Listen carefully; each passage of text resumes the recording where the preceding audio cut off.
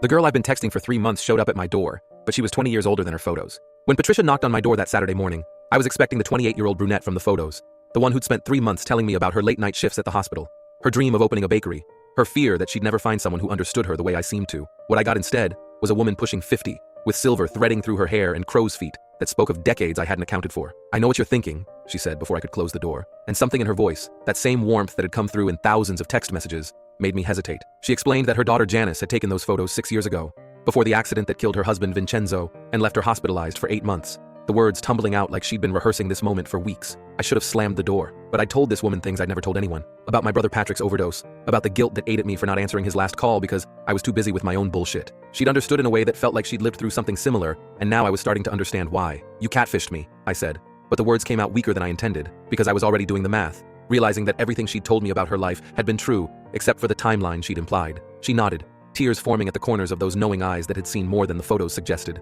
"I did, and I'm not going to pretend I had a good reason except that I was terrified you'd never give me a chance if you knew I was old enough to have a son your age.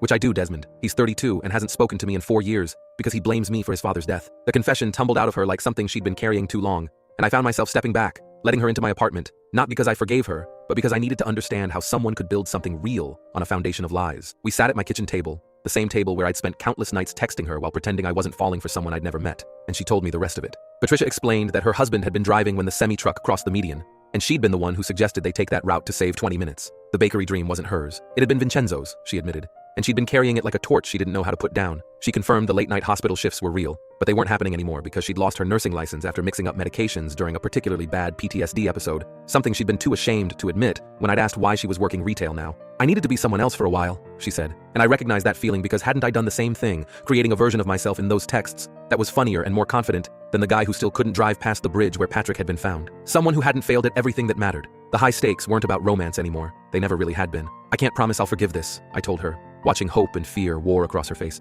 "But I think I need to hear the real story now. All of it, from the real you."